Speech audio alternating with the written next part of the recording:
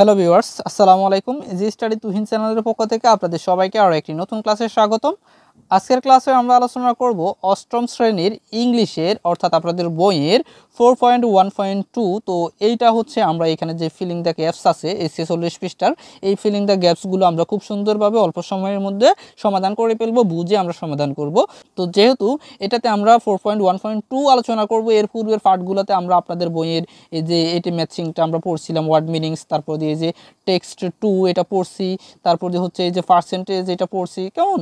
তো আমরা এখন হচ্ছে এই যে 46 পৃষ্ঠার এই ফিল ইন দ্য গ্যাপসটা এখন খুব সুন্দরভাবে অল্প সময়ে সমাধান করে ফেলবো। তো যারা আমাদের চ্যানেলে নতুন, অর্থাৎ যারা আমাদের এখনও চ্যানেলটি সাবস্ক্রাইব করেনি, প্লিজ চ্যানেলটি সাবস্ক্রাইব করে বেল আইকন অল দিয়ে দিবেন, তাহলে পরবর্তী ক্লাস সবার আগে আপনি পেয়ে যাবেন। তো চলুন আমরা এখন হচ্ছে শুরু করি। তো প্রথমেই আমরা এখানে দেখি আসলে আমাদের এখানে কি লিখছে। এখানে লিখছে হচ্ছে লেটস চেক।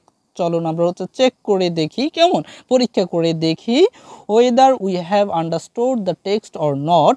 আমরা আসলে এই টেক্সটটি বুঝছি কিনা, বুঝলাম কিনা, সেটা আসলে আমরা চেক করে দেখি। তো এখানে প্রথমে কি লেখা আছে দেখেন, রিড টেক্সট টু অ্যাগেইন, বলতেছে রিড, পড়তে টেক্সট টু অ্যাগেইন। এই টেক্সট 2 নাম্বার যে টেক্সটটা সেটা আবার পড়তে বলছে। এই যে টেক্সট 2 এটা অলরেডি আমরা পড়ে ফেলছি, সেটা পূর্বের পার্টে আমি দিয়ে দেবো লিঙ্কও, কমেন্ট প্রথম কমেন্টের লিঙ্কও দিয়ে দেবো। ওকে, তো এটা আপনারা আবার পড়ে নেবেন।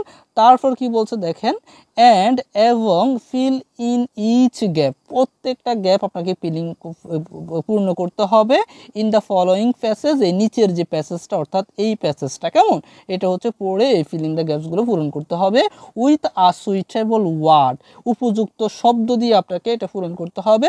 Based on the information from text 2, ওই যে টেক্সট 2 যে আছে, এই যে টেক্সট 2টা, এইটার যে ইনফরমেশনগুলো ছিল এই ইনফরমেশনগুলোর আলোকে আপনাকে এটাকে বেস করে এইটা পূরণ করতে হবে। তারপর হচ্ছে কি লিখছে, ইন পেয়ার্স অর গ্রুপস, তোমাকে হচ্ছে জোড়ায় অথবা দলে এটা পূরণ করতে হবে।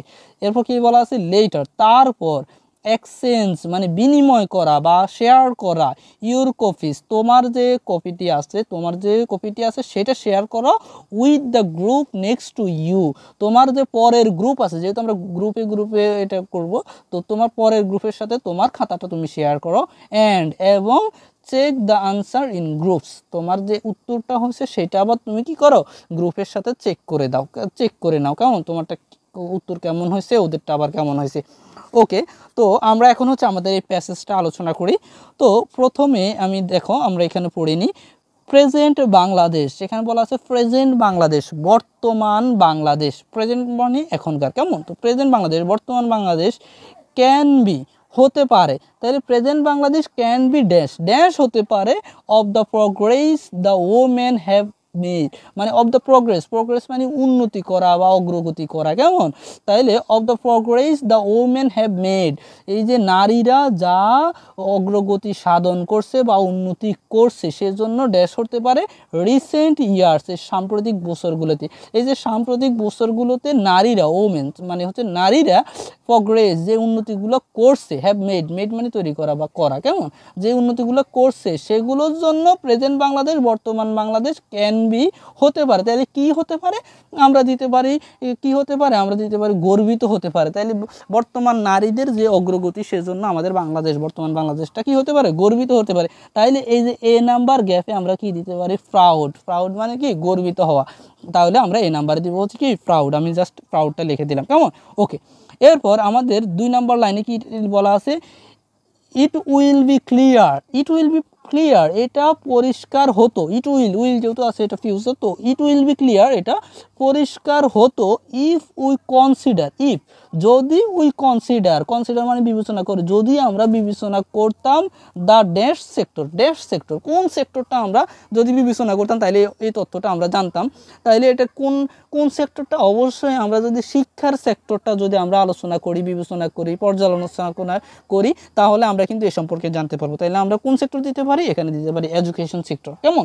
তাইলে আমরা বি নাম্বারে দেবো কি, এডুকেশন। ওকে, এরপর দেখো, অ্যাকর্ডিং টু ডিফারেন্ট সোর্স, বিভিন্ন সোর্স অনুযায়ী, কেমন, বিভিন্ন সূত্র, সোর্স মানে সূত্র, বিভিন্ন সূত্র অনুযায়ী, ইন সাম এরিয়াস, কিছু এলাকায়, বিভিন্ন সূত্র অনুযায়ী ইন সাম এরিয়াস কিছু এলাকায় ফিমেল স্টুডেন্ট মেয়ে শিক্ষার্থীরা, ফিমেল স্টুডেন্টস মানে কি মেয়ে শিক্ষার্থীরা আর ড্যাশ অফ মেল স্টুডেন্টস ছেলে শিক্ষার্থী থেকে।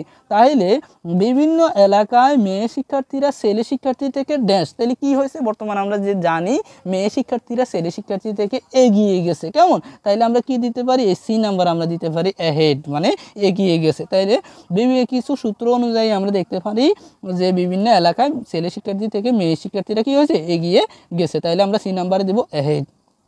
এরপর দেখো অলসো আরও ও উমেন আর কন্ট্রিবিউটিং, ওমেন মানে নারীরা আর কন্ট্রিবিউটিং গ্রেটলি। দেখো গ্রেটলি মানে হচ্ছে ব্যাপক হারে, কন্ট্রিবিউটিং মানে অবদান রাখছে। কেমন?